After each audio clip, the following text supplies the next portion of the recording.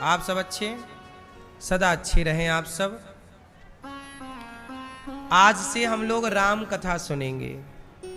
राम कथा एक पावन कथा है। इनके गांव में जब हम गए थे तब भागवत कथा हुई थी, अब राम कथा है।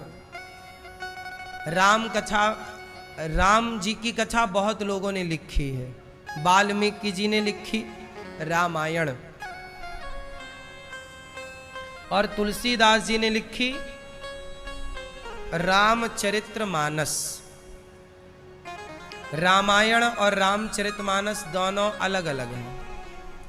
रामायण लिखी वाल्मीकि जी ने और रामचरितमानस लिखी गोस्वामी श्री तुलसीदास जी ने। अच्छा बताओ, रामायण और रामचरितमानस में अंतर क्या है? रामायण जो राम का घर है उसे रामायण कहते हैं। राम जहां रहते हैं, राम कहां रहते हैं? रामायण में रहते हैं। अच्छा, और रामचरितमानस, मानस मतलब मान सरोवर, मानस मतलब सरोवर।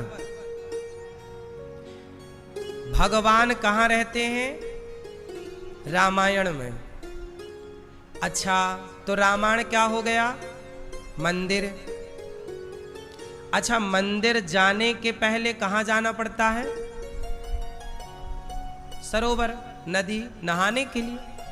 क्या बिना नहाए मंदिर में जाने की इजाजत है? नहीं। तो भगवान के पास जाना है तो पहले सरोवर में डुबकी लगानी पड़ेगी। जब डुबकी लगाओगे तो मंदिर जाने के अधिकारी आप हो जाओगे।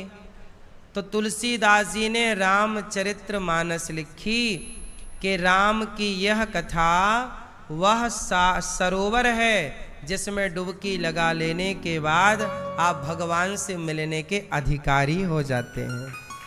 तो ये भगवान से मिलने का अधिकार आपको यहां से प्राप्त होगा।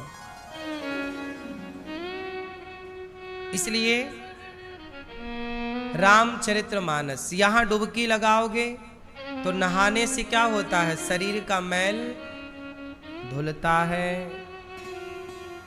आपके भीतर भी कोई मैल वैल है कि नहीं? शरीर का मैल तो देखो ठीक है, मैल शरीर में लगा हो तो दिक्कत नहीं है, पर मैल मन में लगा हो तो दिक्कत है। शरीर मैला है तो गलत नहीं है, साफ हो जाएगा, पर मन मैला है, मन गंदा है तो दिक्कत है। बात सही है? इसलिए शरीर की गंदगी कोई बड़ी बात नहीं है, साफ वो हो ही जाएगी। पर जो मन की गंदगी है, मन में जो मैल जमी है, उसे साफ करने के लिए हमें सत्संग की आवश्यकता पड़ती है। तो आप लोगों का मन साफ है कि गंदा है? जोर से बोलो, जोर से। साफ है? फिर तो आपको राम कथा सुनने की जरूरत नहीं है, साफ है ऑलरेडी। सत्संग क्यों किया जाता है? ताकि हमारे मन को निर्मल किया जा सके। आप लोग स्वीकार ही नहीं करते कि आपके भीतर गंदगी है। जब तक स्वीकार नहीं करोगे तो धुलने की बात ही नहीं होगी। इसलिए आप लोगों के जीवन में बदलाव नहीं होता, क्योंकि आप लोग स्वीकार नहीं करते। आपका मन है गंदा, हमें पता है, लेकिन कह क्या रहे हैं? बिल्कुल साफ, बहुत साफ। इसी का नाम है कपट। क्या है इसका नाम? सच बताओ, आपके हृदय में हाथ रख के, छाती पे हाथ रख के बताओ, आपका मन साफ है कि मन में छल कपट ईर्ष्या द्वेष है? है कि नहीं? क्रोध है, लोभ है, वासनाएं हैं, छल है, कपट है, निंदा है, चुगली है, ये सब कुछ तो है। फिर कैसे साफ है मन आपका? पहले तो ये स्वीकार करो कि हां, हमारा मन गंदा है। क्योंकि जब कपड़ा गंदा ही नहीं होगा तो धोबी घाट जाएगा क्यों? पहले तो उसे गंदा नहीं है तो मत भेजो, और है तो भेजना पड़ेगा। तो पहले तो ये डिसाइड कर लो कि मन गंदा है कि नहीं। यदि गंदा है तब तो उसे धुला जाए, गंदा नहीं है तो फिर नहीं, गंदा ही नहीं है ना भाई, समस्या ही नहीं है। हॉस्पिटल वो जाते हैं जिन्हें बीमारी है, जिन्हें कोई दिक्कत ही नहीं, उनके लिए थोड़ी हॉस्पिटल है। हाँ या ना? तो हम सब जितने लोग इस धरती पर हैं, हम सब का मन कहीं ना कहीं चंचल है, गंदा है, छल कपट है, ईर्ष्या द्वेष है, निंदा चुगली है कि नहीं? चलो, तो आप स्वीकार कर रहे हैं कि आपका मन गंदा है? क्यों मैया? है? अभी तो आप कह रहे थे नहीं है गंदा। बुआ, आपका मन गंदा है कि साफ है? हैं? अब साफ करेंगे। सबका मन गंदा है।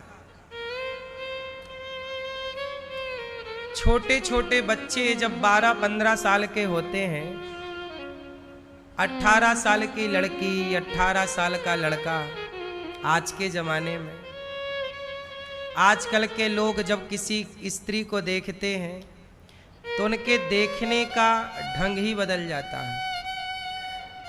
बोलो हाँ।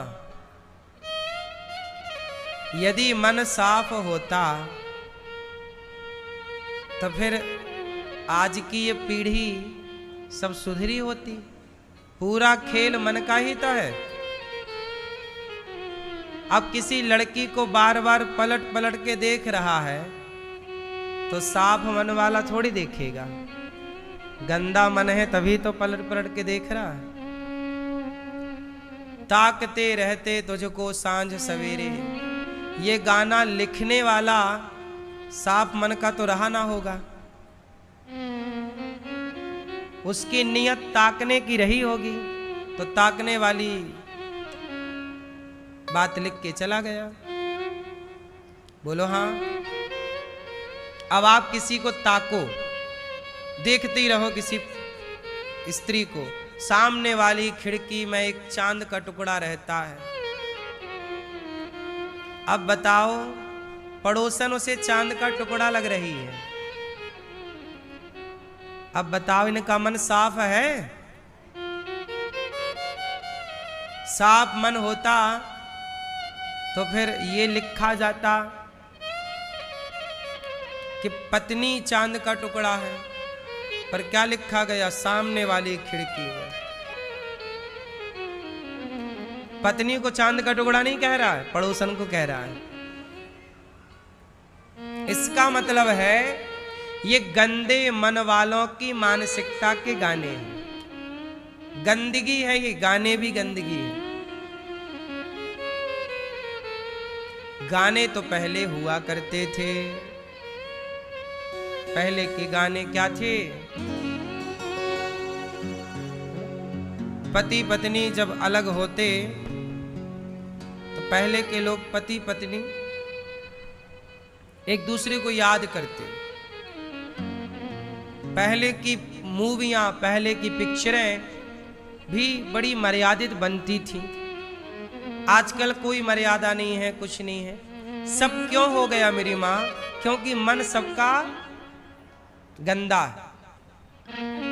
किसी और को देखने की बात करना भी, किसी और को ताकने की बात करना भी तो गंदगी है। आप मानते हैं इसे गंदगी कि नहीं? बोलो हाँ। इसलिए इस गंदगी को ही हमें साफ करना है। शरीर की गंदगी साबुन से साफ होती है, शरीर की गंदगी मिट्टी से साफ होती है, पर मन की गंदगी सत्संग से साफ होती है। सत्संग करिए। इसके लिए गोस्वामी जी ने रामचरितमानस लिखी है। श्री गणेशाय नमः। श्री जानकी वल्लभो विजयते। श्री रामचरितमानस प्रथम सोपान बालकांड श्लोक। वर्णानामर्थ संघानां रसानां छन्दसामपि मंगलानां च कर्तारौ वन्दे वाणी विनायकौ। भवानी शंकरौ वन्दे श्रद्धा विश्वास रूपिणौ। याभ्यां विना न पश्यन्ति सिद्धाः स्वान्तस्थमीश्वरम्। वन्दे बोधमयं नित्यं गुरुं शङ्कररूपिणं। यमाश्रितो हि वक्रोऽपि चन्द्रः सर्वत्र वन्द्यते।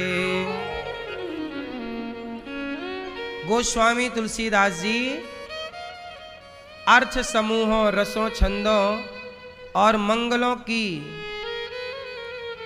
मंगल करने वाले सरस्वती माँ गणेश जी की तुलसीदास जी ने वंदना की।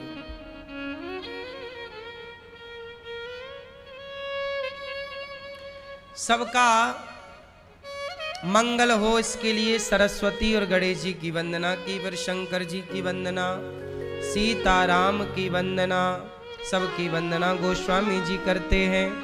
और फिर क्या कहते हैं? जो सुमिरत सिद्धि होय गणनायक करिवर वदन। करऊं अनुग्रह सोय बुद्धि राशि शुभ गुण सदन। सबकी स्तुति करते हैं। और रामचरितमानस को कहां से? नाना पुराण निगमागम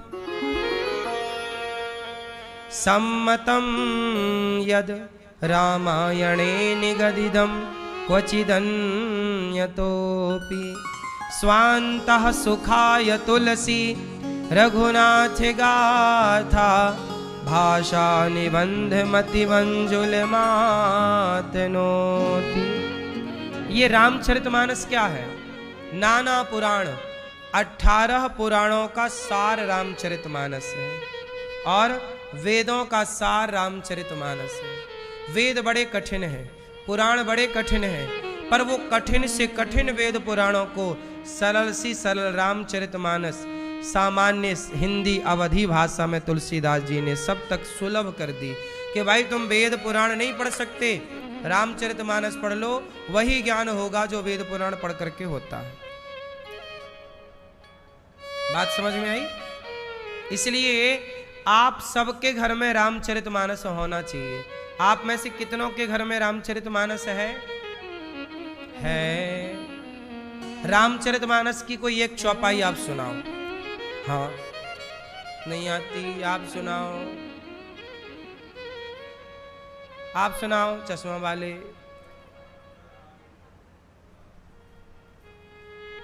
फिर से बोलो एक बार जोर से।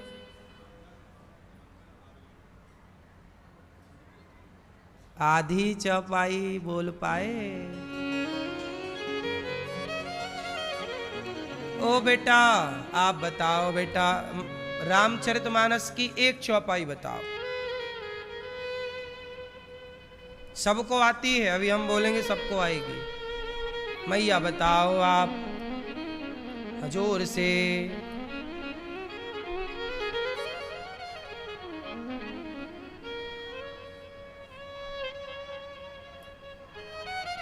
सही है आप बताओ।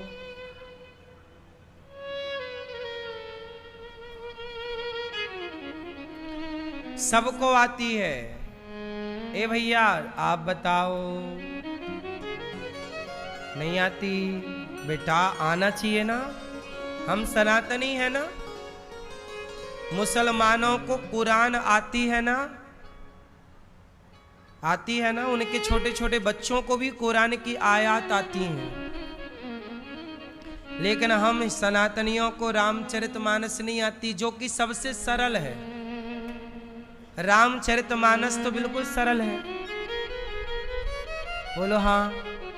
अवधी भाषा में है, सरल भाषा है।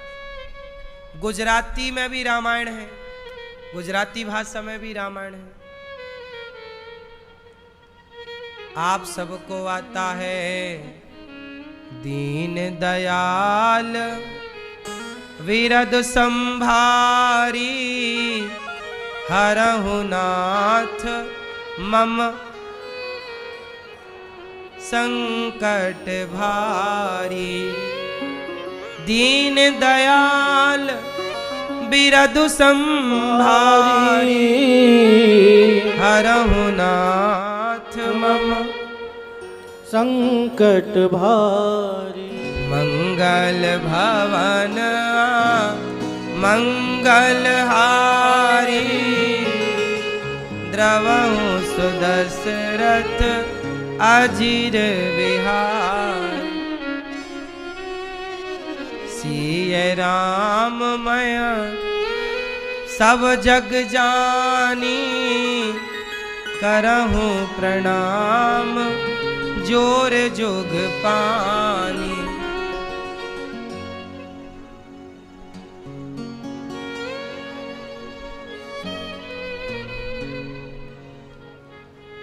मूकं करोति वाचालं, पंगुं लंघयते गिरिं।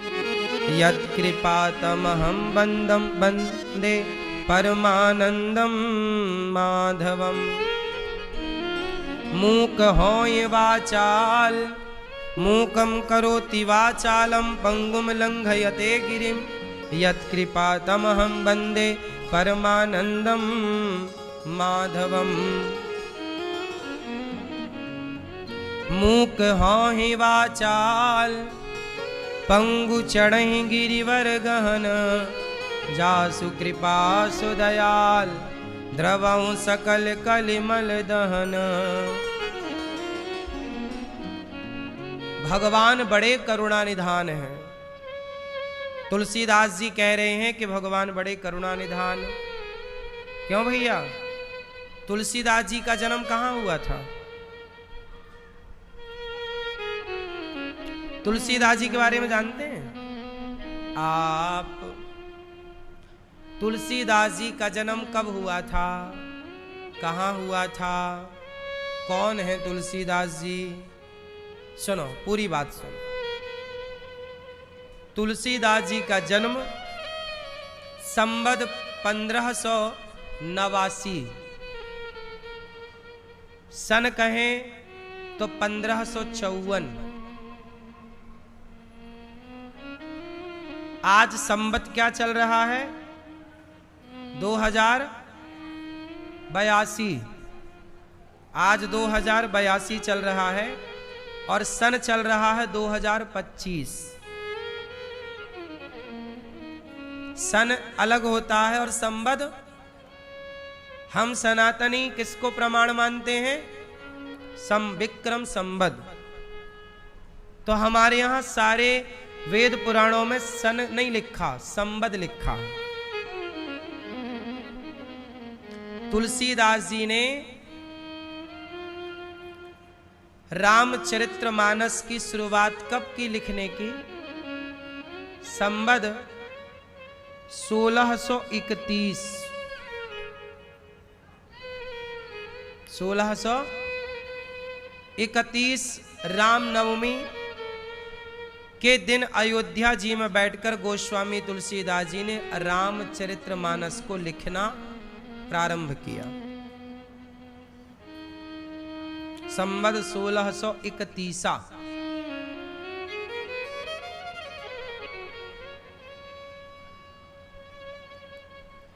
तुलसीदास जी राजापुर गांव उत्तर प्रदेश। पिता का नाम क्या था तुलसीदास जी के? आत्माराम दुबे। माता का नाम था हुलसी बाई। तुलसी की माता हुलसी,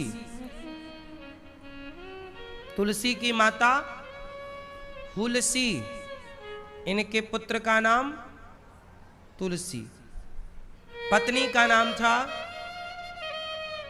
रत्नावती, रत्नावली भी कहते हैं, रत्नावती इनका नाम है।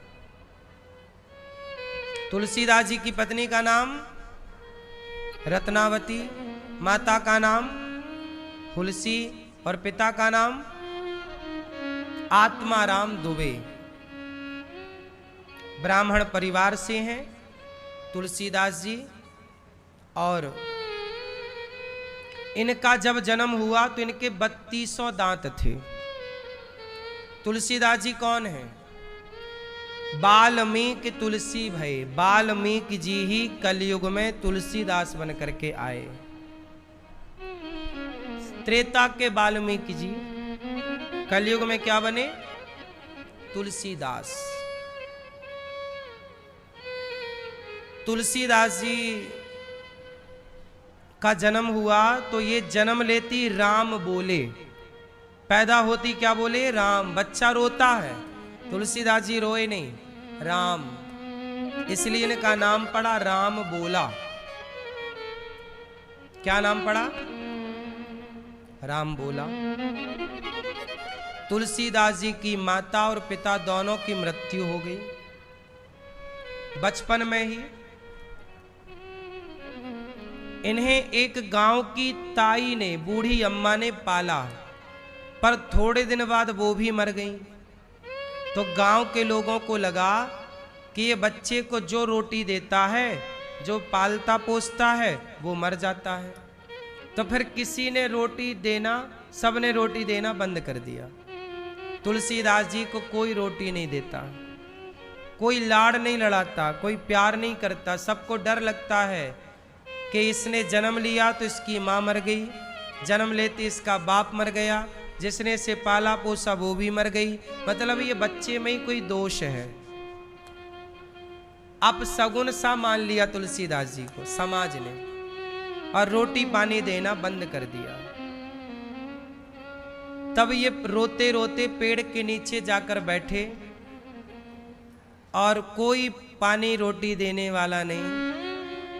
तब कहा जाता है कि साक्षात लक्ष्मी जी एक माता का रूप बनाकर तुलसीदास जी को भोजन पानी देने आया करती थी। फिर ये पढ़ने के लिए काशी आ गए। तुलसीदास जी ने बहुत कम समय पर पढ़ाई की। खूब बढ़िया तुलसीदास जी पढ़े, और पढ़ लिख करके तुलसीदास जी जब घर आए तो इनको बड़ा आदर सम्मान मिला। फिर इनका बगल में ही एक कोई गांव था 8-10 किलोमीटर की दूरी पर, वहां पर इनका विवाह हो गया। तुलसीदास जी का विवाह हुआ तो पहली बार पत्नी आई, तो पत्नी बड़ा लाड़ प्यार कर रही है। पहली बार तुलसीदास जी को अनुभव हुआ कि प्यार किसे कहते हैं, क्योंकि बचपन में माँ मर गई, पिता चले गए, कोई गोद में बिठाया नहीं, कोई लाड़ लड़ाया नहीं, कोई प्यार मिला नहीं। तो प्यार की बड़ी चाहत थी। आज पत्नी से थोड़ा सा प्यार मिला। अब पत्नी और ये तुलसीदास जी बड़े प्यार से रहने लग गए। एक दिन घटना घटी कि तुलसीदास जी गांव में किसी के घर पूजा करने गए थे, किसी कार्य से। तुलसीदास जी कहीं गांव पर थे, तभी तुलसीदास जी की पत्नी के भाई, मतलब तुलसीदास जी के साले, पत्नी के भैया आए और बोले, अरे बहन रत्नावती, तेरी माँ बीमार पड़ गई है, जल्दी चल, आखिरी सांसें गिन रही है, लेट हो जाएगी तो माँ मर जाएगी। तो रत्नावती बोली कि पति आने वाले हैं, स्वामी आने वाले हैं, उन्हें भोजन करा दूं। भोजन बना के रखा था, दोपहर का समय था, दोपहर की रोटियां बनी। तुलसीदास जी, पति आ जाएं उन्हें खवाऊं, उनसे आज्ञा ले लूं, फिर चलूं। पत्नी का यही धर्म है कि पति की आज्ञा लेकर ही चले। पर भाई बोला कि पता नहीं जीजा जी कब आएंगे, अर्थात तुलसीदास जी कब आएंगे। मां आखिरी सांस ले रही है, लेट हो गई तो मां मरी मिलेगी। तो रत्नावती ने तुलसी पड़ोसन को कहा कि बहन मेरे पति आए तो कह देना कि भोजन मैंने बना के रखा है, प्रसाद पालें। कह देना कि मेरे भाई आए हैं और मेरी माँ अति बीमार है, मैं आपका इंतजार कब से कर रही थी पर आप नहीं आए। मेरे भाई बार बार जिद कर रहे हैं चलने की, तो बहन मेरे पति को मेरी यह सूचना दे देना कि मैं कल ही वापस आ जाऊंगी माँ का दर्शन करके, कल ही मैं माँ का दर्शन करके वापस आ जाऊंगी। कह करके तुलसीदास जी की पत्नी रत्नावती अपने भाई के संग मायके चली गई। अब तुलसीदास जी आए तो घर में पत्नी नहीं, ढूंढारी भाग्यवान कहाँ हो, तो पड़ोसन आई, अरे तुलसी तुम्हारी पत्नी मायके गई है, तुम्हारी सास की तबीयत ज्यादा खराब है, तो तुम्हारा साला आया था, अपनी बहन को लेकर गया है, कल आ जाएगी, वो तुम्हारा बहुत इंतजार कर रही थी, वो तुम्हारे लिए भोजन बना के गई है, बोल के गई है कि आप खा लेना। तुलसीदास जी बोले अच्छा कोई बात नहीं, ठीक है, गई है तो भला है। तुलसीदास जी ने दरवाजा खोला, चाबी पड़ोसन के पास थी, सो पड़ोसन ने तुलसीदास जी को दे दी। तुलसीदास जी ने भोजन निकाला, अपने से भोजन किया, चूंकि पत्नी बना के रख गई थी। भोजन किया, प्रसादी पाई, और भोजन प्रसाद पाकर तुलसीदास जी ने अब शाम हुई, फिर रात हुई। तुलसीदास जी रात हुई तो बिस्तर पर आकर लेटे, करवट बदलने लग गए, उन्हें नींद ही नहीं आए। रोज पत्नी थी, पत्नी से बातचीत करते करते टाइम गुजारते थे, अभ्यास हो गया था। अब अकेले वो करवट बदल रहे हैं, उन्हें नींद नहीं आ रही है। तो तुलसीदास जी को रात को लगा कि पत्नी चली गई है मायके, तो कोई दूर थोड़ी है, मैं भी जाऊं, पत्नी से वहीं मिलाऊंगा, मैं भी सास को दिखाऊंगा कि है कि गई, सब प्रकार से।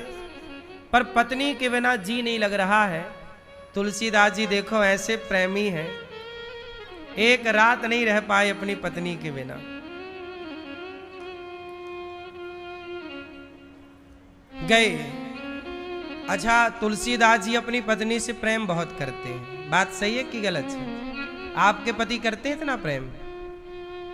क्यों मैया, आप मायके जाती हो तो वो भी आ जाते पीछे पीछे, क्या है?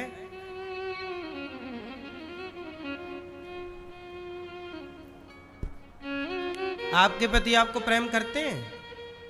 बोलो हाँ मैया कि ना। पति तुलसीदास जी अपनी पत्नी से मिलने गए, बारिश का मौसम था, पानी नदियों में ज्यादा था, बाढ़ थी, एक मुर्दा बहता जा रहा था, उस मुर्दे को पकड़ लिया ये सोचकर कि पत्नी ने मेरे लिए नाव भिजवाई है। ध्यान पत्नी का है केवल, मुर्दे को पकड़कर पार हो गए। जगा दो भैया को, मैया जागो प्रभु, ऐसे नहीं सोने मिलेगा। तुलसीदास जी अपने पत्नी से मिलने गए। ध्यान केवल पत्नी का है। मुर्दे को पकड़े हैं तो सोच रहे हैं कि पत्नी ने मेरी नाव भिजवाई है, देखो कितना प्यार करती है। पहुंच गए गांव तो पत्नी के कमरे में सांप जा रहा था। बारिश का मौसम था, पत्नी के कमरे में सांप चढ़ा हुआ जा रहा था। तुलसीदास जी को लगा वाह, केवल मुझे ही नींद नहीं आ रही, ऐसा नहीं है उसे भी नींद नहीं आ रही है। देखो उसने भी मेरे लिए रस्सी लटका रखी है। सांप को रस्सी समझ लिया तुलसीदास जी ने और सांप को पकड़ लिया रस्सी की तरह और चढ़ गए, पत्नी के कमरे में पहुंच गए। हल्की सी लालटेन जल रही थी, जुगनू सा दीपक। पत्नी को आहट आई, कोई कमरे में आ रहा, डर गई। कौन है? अरे भाग्यवान मैं, तेरा तुलसी। पत्नी ने कहा प्राणनाथ आप इतनी रात को कैसे आना हुआ? बोले नींद नहीं आ रही थी, तेरे बिना रात कैसे कटती, आ गया तेरे लिए। तो ऊपर कैसे चढ़े? तूने तो रस्सी डाली थी। रस्सी कहाँ है? देखा तो सांप था, लाठी से गिराया उसे नीचे। ये तो सांप है।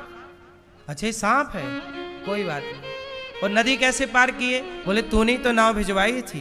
बोले नाव मैंने कब भिजवाई? तो तुलसीदास जी के शरीर में सड़े हुए मुर्दे की गंध थी। पता चला कि आप तो मुर्दा को पकड़ के पार हुए। पत्नी ने कहा अपने पति से कि स्वामी जी, जितना प्यार आप मेरे से करते हैं, जितना मन आपका मेरे में लगा है, आपका मन हाड़ मांस के शरीर में लगा है, इतना मन यदि राम में लग जाता तो आपका कल्याण हो जाता। बस इतनी सी बात कही पत्नी ने कि हाड़ मांस के देह से जब इतना प्रेम है, प्रभु से होता तो क्या हो जाता, कल्याण हो जाता आपका। ये बात सुनकर के तुलसीदास जी के पांव पीछे की तरफ चले गए। जिस रास्ते से, जिस खिड़की से चढ़े थे, उसी खिड़की से बाहर चले गए। और उसके बाद तुलसीदास जी कभी लौट कर नहीं आए। वही पत्नी का प्रेमी, देखो जो पत्नी से प्रेम कर सकता है, जो माँ बाप से प्रेम कर सकता है, वही भगवान से भी प्रेम कर सकता है। तुलसीदास जी पत्नी से प्रेम करते ही थे, लेकिन पत्नी ने क्या किया? उनके प्रेम को पत्नी से हटाकर परमेश्वर से जोड़ दिया। आप जितना प्रेम जगत से करते हैं, जिस दिन उतना ही प्रेम जगन्नाथ से कर लेंगे तो उतने प्रेम से ही आपका कल्याण हो जाएगा। प्रेम कहीं खरीदना नहीं पड़ता, ना बढ़ाना पड़ता, ना लाना पड़ता। जितना हमारा संसार से अटैचमेंट है, उतना ही भगवान से हो जाए, बस इतना ही नहीं हो पाता। हम लोगों का सारा जीवन कहाँ चला जाता है? सारी जिंदगी पत्नी को खुश करने में हम लोग लगाते हैं, पति को खुश करने में हम लोग लगाते हैं मन को, बेटा बेटी को खुश रखने में मन को लगाते हैं। सबको खुश करते करते आपको पता ही नहीं चला कि आपकी खुशी किसमें है। सही है? आप सबको खुश करने में लगे रहे, लेकिन आपकी खुशी की परवाह किसी को नहीं है। इसका मतलब ये है कि किसी को किसी से कोई मतलब नहीं। माँ बाप बच्चों की खुशी के लिए सब करते हैं, लेकिन वही बच्चे अपने माँ बाप की खुशी की कोई परवाह नहीं करते। हम सभी बच्चों को नहीं कह रहे हैं, पर मेरी माँ 95% बच्चे ऐसे, बल्कि 99% जो अपने माँ बाप की खुशी का बिल्कुल भी ख्याल नहीं रखते। जवानी आती है, वो अंधे होने लग जाते हैं। फिर उन्हें लगता है कि हमारी माँ ने, हमारे पिता ने हमारे लिए किया ही क्या है, और वो इस चकाचौंध की दुनिया को देखकर अंधे हो जाते हैं। कहते ना, जवानी अंधी होती है, जवानी अंधी होती है। और वो अंधी जवानी में अंधे बच्चे अपने माँ बाप के उपकार को, एहसान को भूल जाते हैं। उन्हें लगता है कि माँ बाप ने कुछ नहीं किया, ये तो हर माँ बाप करते ही करते हैं, ये तो उनका कर्तव्य ही था। बच्चे यही बोलने लगते हैं कि ये तो आपका कर्तव्य ही था।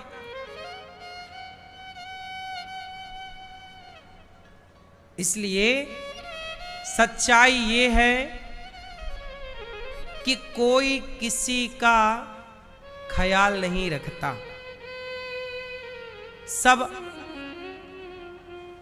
गलत फहमी में जीते हैं। आपको लगता है कि हमारा बेटा हमारे काम आएगा, हमारा परिवार हमारे काम आएगा।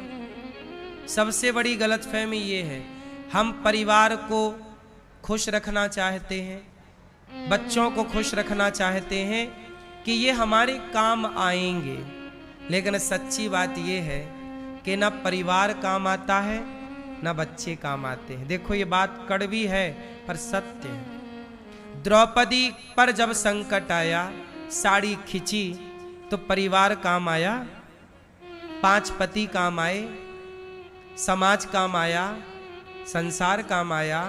कौन काम आया? केवल कृष्ण, केवल भगवान। इसलिए काम तो भगवान ही आएंगे। मीराबाई के काम कौन आया? ससुर ने जहर दे दिया, पति साथ छोड़कर चले गए, सास ने ताना मारा कि तूने तो मेरे कुल का नाम खराब कर दिया। संसार के लिए आप करते रहिए। संसार तब तक ही खुश है जब तक आप से उसका स्वार्थ है। आप घर का काम करते रहिए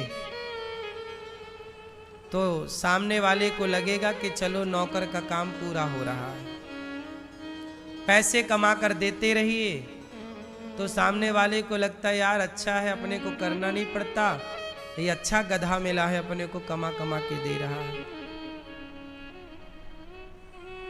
आप पैसे मत कमाइए और आप घर का काम मत करिए, देख लेना 1 साल के अंदर ही तुम बोझ बन जाओगे। घर वाले तुम्हें सीधे मुंह बात ना करेंगे। और की छोड़ दो, तुम्हारे बहू बेटा ही तुमसे बात नहीं करेंगे। पैसा है तो पूंछ है, पैसा नहीं तो कुछ नहीं। सुख के सब साथी, दुख में न कोई। कोई 1% बेटा बहू अच्छे भी हैं जो बिना स्वार्थ के अपने माँ बाप को पलकों पर रखते हैं। अच्छे बुरे दोनों हैं संसार में, लेकिन अच्छों की संख्या 1 है और बुरे की संख्या 99 है। फर्क कितना है? 99% वो लोग हैं इस संसार में जो बिना स्वार्थ के अपने माँ को भी गिलास भर पानी नहीं देते। हम तो देखो वृद्धाश्रम में रहते हैं, हमारे पास तो रोज कोई ना कोई वृद्ध माँ आती है। आप लोगों से ज्यादा अनुभव जिंदगी का, भले आपकी उम्र ज्यादा होगी, भले आपका अध्ययन डिग्रियां पढ़ाई लिखाई आपकी हमसे ज्यादा होगी, पर जो रियल जिंदगी का अनुभव हमने कमाया है ना, 290 से ज्यादा माताएं यहाँ हैं। रोज कोई ना कोई माँ आती हैं, कहती हैं कि बेटा घर से निकाल दिया। अभी परसों ही एक माँ आई, 2 बेटे हैं और 2 बेटियां हैं।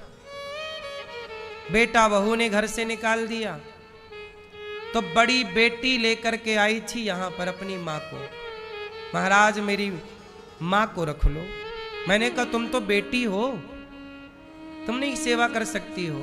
बोले मेरे पति कहते हैं कि यदि ये माँ रहेगी तो तुम नहीं रहोगी, तुम रहोगी तो ये माँ नहीं रहेगी। अब बताओ, उस माँ के पास कुछ नहीं है ना, जवानी थी तो कमा कमा के बच्चों को दे दिया। अब बूढ़ी माँ हो गई है तो माँ के पास ना पैसा बचा ना काम करने की ताकत बची, तो बेटा बहू ने कहा निकलो, निकाल दिया। बेटियों ने भी नहीं रखा।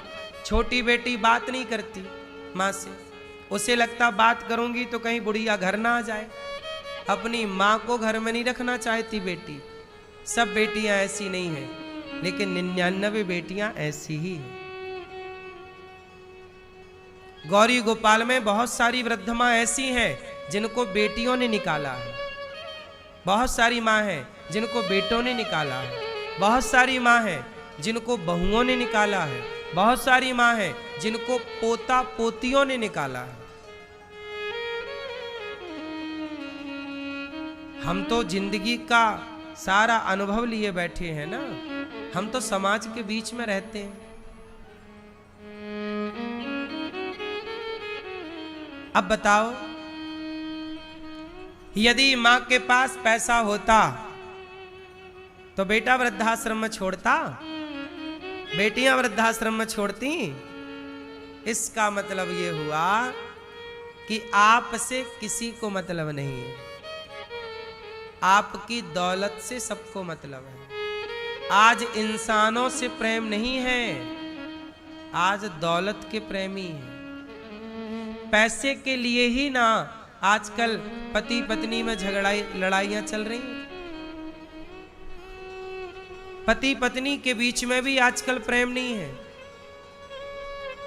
शादी के बाद लड़की कहती है कि ये वाला घर हमारे नाम कर दो, नहीं करता तलाक भेज देती है। तलाक का केस डाल दो तो भैया हमें 20 लाख दो, 50 लाख दो। मतलब रिश्ता तोड़ने का भी आजकल पैसा मांगा जा रहा है। बोलो हाँ, आजकल रिश्ते टूटते भी पैसों से हैं।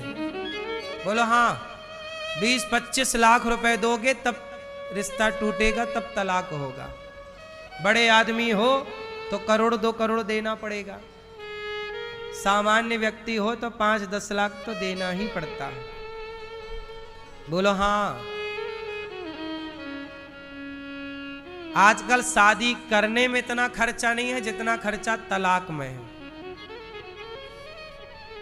बोलो हाँ कि ना, रिश्ता जोड़ने में इतने खर्चे नहीं है जितने खर्चे रिश्ता तोड़ने। मतलब आजकल रिश्ते जोड़ना और तोड़ना मायने नहीं रखता, हर जगह पैसा।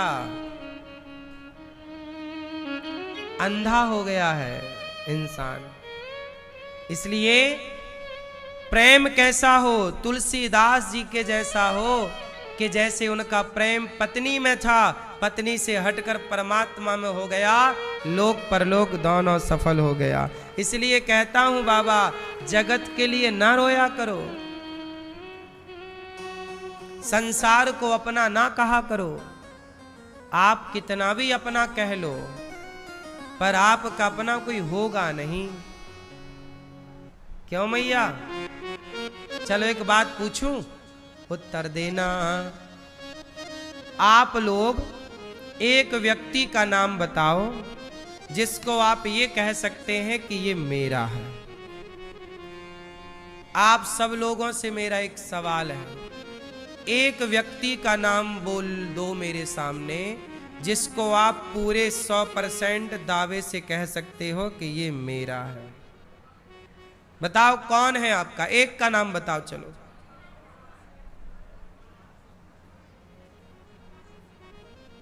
क्यों? आप बताओ, आधी चौपाई।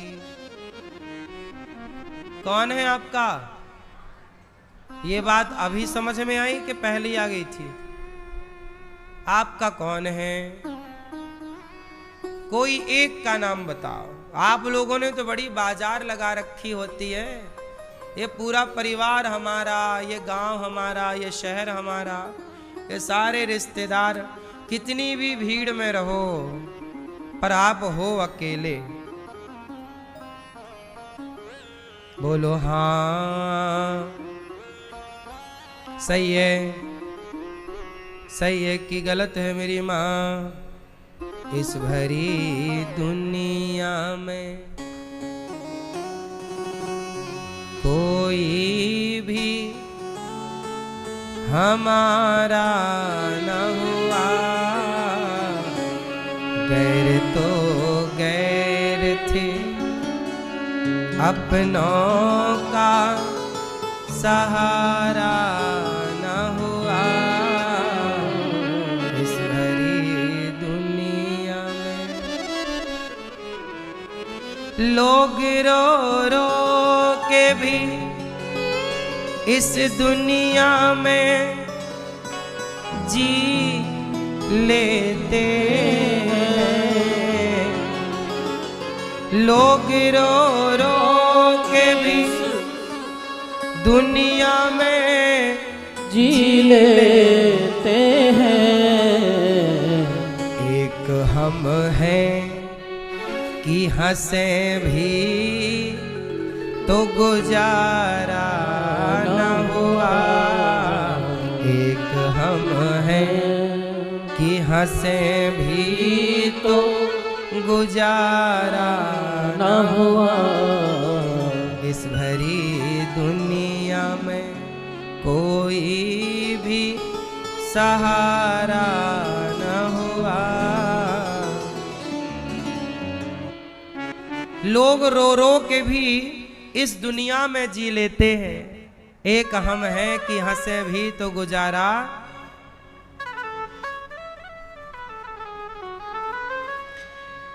एक मोहब्बत के सिवा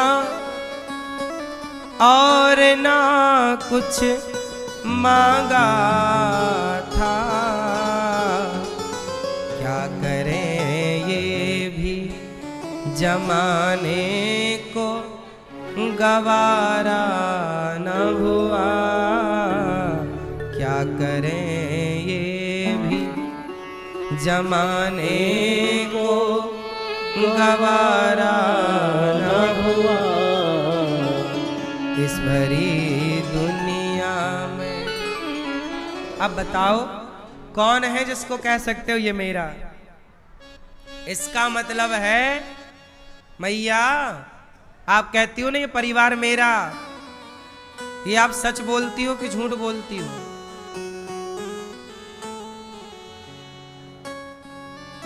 झूठ बोलना पाप है, नदी किनारे सांप है। मैया झूठ बोलना, झूठ बोलना पाप है। आप लोग झूठ बोलते हैं कि सच बोलते हैं? क्यों? ए छोरी बिस्किट खा रही हो? बिस्किट। झूठ बोलना पाप है, नदी किनारे आप झूठ बोलते हो ना? कौन सा झूठ? आप कहते हो ये परिवार हमारा है, उनमें एक भी आपका नहीं है, जबकि आप कह रहे हो हमारा। ये झूठ है। यदि है तो बताओ नाम लेकर के कि ये व्यक्ति मेरा है। कौन है आपका? बोलो मेरी माँ है। इस संसार में चलो परिवार की, रिश्तेदारों की छोड़ो, चलो बताओ शरीर में वह अंग कौन सा है आपका जिसको आप कह सकते हैं कि ये अंग मेरा है? ये भैया आप बताओ आपके शरीर में वो कौन सी जगह है जिसे आप ये कह सकते हैं दावे के साथ कि ये मेरा? चलो बताओ, बोलो। आंख यदि आपकी है तो बुढ़ापे में कम क्यों दिखने लग जाता है? कमर यदि आपकी है तो बुढ़ापे में झुक क्यों जाती है? घुटने यदि आपके हैं तो बुढ़ापे में साथ क्यों छोड़ देते हैं? दिल आपका है तो बुढ़ापे में एक टाइम बाद दिल भी हैंग हो जाता है, हार्ट अटैक, गया काम से। इसका मतलब ये शरीर भी आपका कोई अंग नहीं कह सकते कि ये मेरा है। पता नहीं कौन संग कब काम करना बंद कर दे। बोलो हाँ हाँ कि ना। इसका मतलब है कि ये शरीर भी आपका, जोर से, शरीर भी आपका नहीं है, परिवार भी आपका नहीं है, लेकिन आप कहते हो कि ये मेरा, ये मेरा, ये मेरा। इसी मेरा मेरा में आप इसी कन्फ्यूजन में रहते हो और कहते हो शांति नहीं मिल रही है। अरे झूठ के संग रह रहे हो 24 घंटे तुम। शरीर मेरा है ये भी झूठ है, परिवार मेरा है ये भी झूठ है, तो सच क्या है? बोलो सच क्या है? बोलो सच क्या है? सच क्या है? सच क्या है? ईश्वर सत्य है, सत्य ही शिव है, शिव ही सुंदर है। सत्यम शिवम सुंदरम, सत्यम शिवम सुंदरम। ईश्वर सत्य है, सत्य ही शिव है, शिव ही सुंदर है। सत्यम शिवम सुंदरम। तो सत्य कौन? बोलो ईश्वर सत्य है, भगवान सत्य है। अब संसार का हर संबंध, संसार का हर संबंध बोलो झूठा है। इसलिए मीरा जी कहती हैं कि मैंने तो भगवान से संबंध जोड़ लिया है। पायो जी मैंने, आपने जगत को अपना कहते रहे, मीराबाई ने जगन्नाथ को अपना बना लिया। पास हो गई मीराबाई, हम सब फेल हो गए। पास होना है तो जगत में ही ना उलझे रहना, इससे आगे भी कुछ है, यहीं तक सीमित ना रह जाना। ये सब झूठा है जगत। कैसे झूठा है? ऐसे ही रिश्ता कोई नहीं है आपका, आप मान सबको रहे हो, ये मेरी माँ, ये मेरा बाप, ये मेरा भाई, ये मेरा बहन, ये मेरे पति, ये मेरी पत्नी, पर रिश्ता कोई भी सत्य नहीं है। आज है कल रहेगा, कौन रिश्ता? कोई भरोसा नहीं। अच्छा ये बताओ, रिश्तों में स्वार्थ होता है कि नहीं? बोलो हाँ। रिश्तेदारी स्वार्थी होते हैं कि नहीं? स्वार्थ बोलो। रिश्तेदार स्वार्थी होते हैं? बोलो हाँ कि ना होते? स्वार्थ लाग करें सब प्रीति, सुर नर मुनि जन की यह रीति। स्वार्थ लाग, सब स्वार्थी होते हैं। इसलिए कहता हूं, भगवान के सिवा किसी को अपना समझने की गलती ना करना। भगवान तुलसीदास जी गए और उन्होंने रामचरितमानस की रचना की, रोज कथा सुनाते हैं। तुलसीदास जी रामचरितमानस लिखकर समाज पर बहुत बड़ा उपकार करते हैं। तुलसीदास जी कहते, वंदऊ गुरु पद पदुम परागा, सुरुचि सुवास सरस अनुरागा। अमीय मूरिमय चूरन चारो, समन सकल भव रुज परिवारो। सीताराम जय सीताराम, सीताराम जय सीताराम।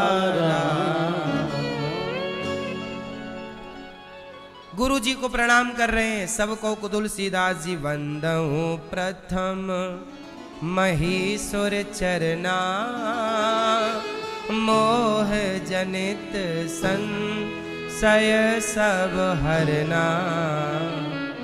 वंदहु प्रथम वाल्मीक नारद घट जोनी, और निज निज मुखनी कही निज होनी।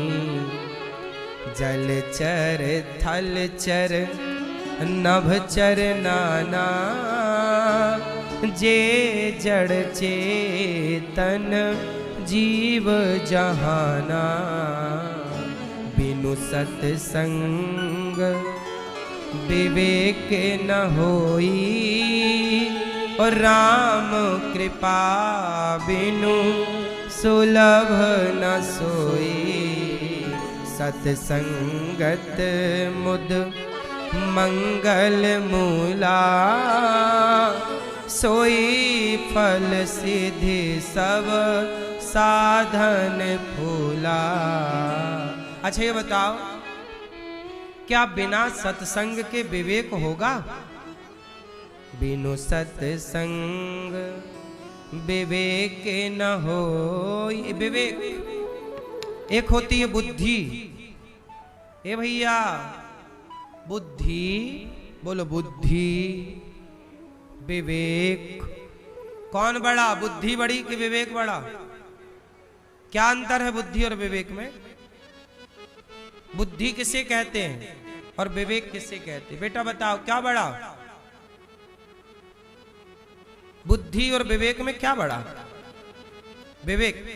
क्या अंतर है बुद्धि और विवेक में?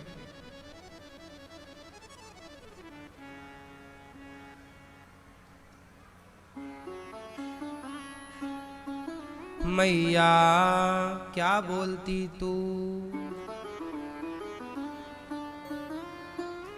बुद्धि और विवेक में अंतर बताओ। लाल मैया